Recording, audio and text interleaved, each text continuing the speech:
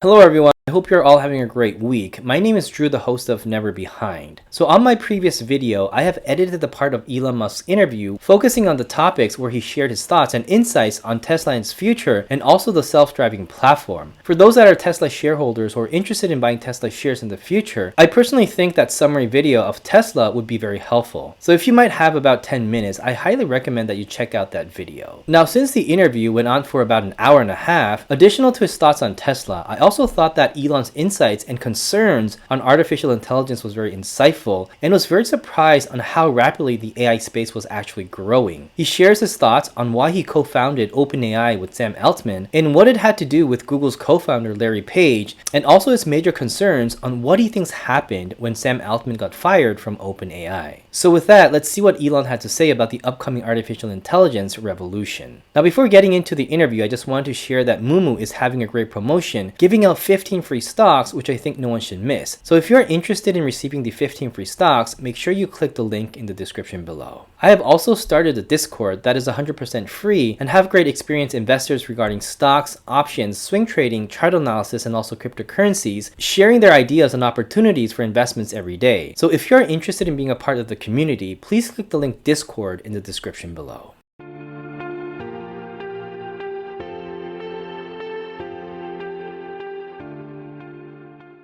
I'm so curious what you think of what's just happened over the past 2 weeks. While you were dealing with this other series of headlines, there was a whole other series of headlines OpenAI, soap opera. at OpenAI. What did you think? You founded it, co-founded it. Co-founded it, yeah. Well, the whole arc of OpenAI, frankly, is a little troubling because the reason for starting OpenAI was to create a counterweight to Google and DeepMind, which at the time had 2/3 of all AI talent and basically infinite money and compute, and there was no counterweight. It was a unipolar world. And Larry and Page and I used to be very close friends, and I would stay at his house and I would talk to Larry into the late hours of the night about AI safety. And it became apparent to me that Larry did not care about AI safety. I think perhaps the thing that gave it away was when he called me a speciesist for being pro-humanity. So I'm like, wait a second, what side are you on, Larry? And then I'm like, okay, listen, this guy's calling me a speciesist.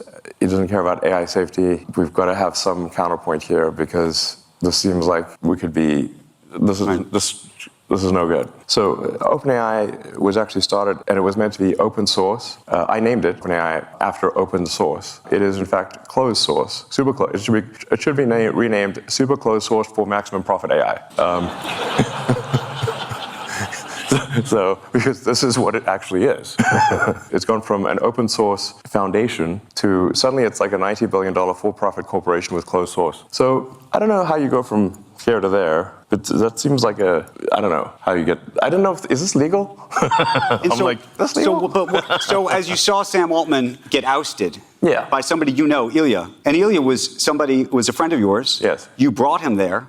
Your relationship with Larry Page effectively broke down over you recruiting him away, I think. That's correct. That was the fight.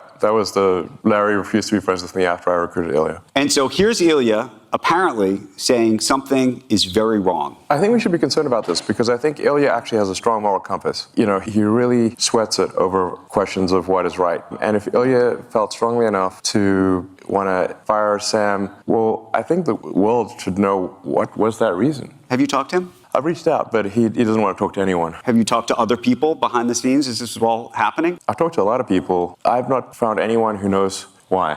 Have you? I think we are all still trying to find out. Either it was a serious thing, and we should know what it is, or it was not a serious thing, and then the board should resign. What do you think of Sam Altman? I have mixed feelings about Sam. You know, the ring of power, can corrupt. And this is the ring of power. So, I don't know. I want to know why Ilya felt so strongly as to fire Sam. This sounds like a serious thing. I don't think it was trivial. And I'm quite concerned that there's some, dangerous element of AI that they've created. Discovered? Yes. You think they've discovered something? That'll be my guess. Where are you with your own AI efforts relative to where you think OpenAI is, where you think Google is? I mean, on the AI front, I'm in somewhat of a quandary here because I've thought AI could be something that would change the world in a significant way since I was in college, like 30 years ago. Now, the reason I didn't go build AI right from the get-go was because I was uncertain about which edge of the double-edged sword would be sharper, the good edge or the bad edge. So I held off on doing anything on AI. I could have created, I think, the leading AI company, and kind of OpenAI actually kind of is that, because I was just uncertain if you make this magic genie, what will happen. With AI,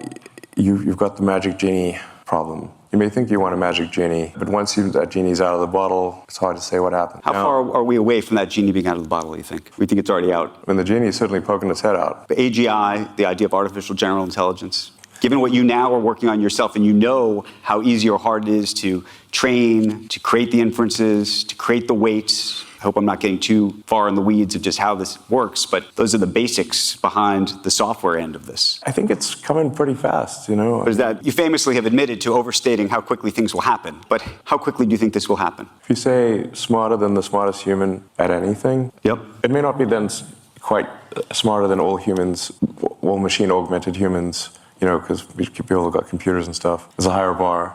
But if you say smarter than any, you know, can write as good a novel as, say, J.K. Rowling, or discover new physics, or invent new technology, I would say that we are less than 3 years from that point. Let me ask you a question about XAI and what you're doing, because there's an interesting thing that's different, I think, about what you have relative to some of the others, which is you have data, you have information, you have all of the stuff that everybody in here has put on the platform to sort through. And I don't know if everybody realized that initially. What is the value of that? Yeah, I mean, data is very important. You could say data is probably more valuable than gold. But then maybe you have maybe you have the gold in X in a different way. In a way, again, that I don't know if the public appreciates what that means. X might be the single best source of data. I mean, it is, there are more links that go to, people click on more links to X than anything else on Earth. Sometimes people think Facebook or Instagram is a bigger thing, but actually there are more links to X than anything.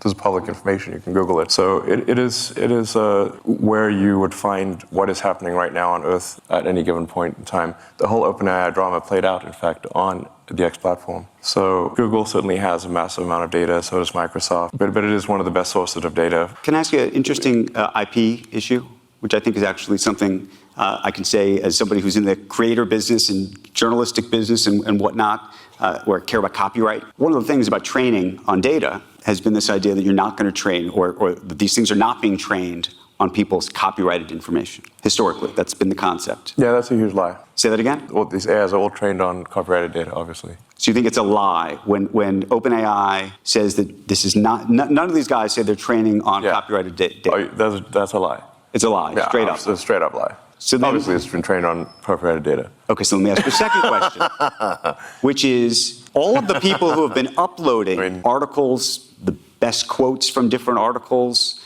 videos to X, all of that can be trained on. And it's interesting because people put all of that there, and those quotes have historically been considered fair use, right? People are putting those quotes up there, and individually, on a fair use basis, you'd say, okay, that makes sense. But now there are people who do threads, and by the way, there may be multiple people who've done, an article that has 1,000 words. Technically, all 1,000 words could have made it onto X somehow. And effectively, now you have this remarkable repository. And I wonder how you think about that, again, and how you think the creative community and those who were the original IP owners should think about that. I don't know, except to say that by the time these lawsuits are decided, we'll have digital God. So ask digital God at that point. These lawsuits won't be decided before on a time frame that is relevant. But is that a good thing or a bad thing? I don't know if it's actually a real Chinese saying or not, but may you live in interesting times. Right. It's apparently not a good thing. But I would prefer to live in interesting times. And we live in the most interesting of times. For a while there, I was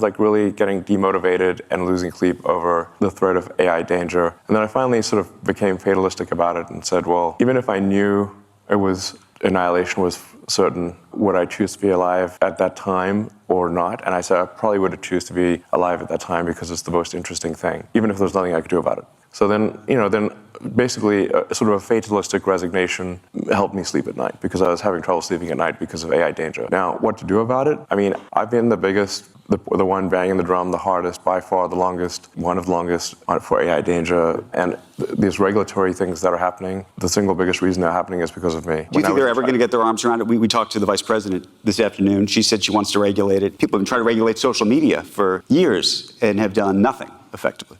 Well, there's regulation around anything which is like a physical danger or a danger to the public. So like cars are heavily regulated, communications are heavily regulated. In my view, AI is more dangerous than nuclear bombs.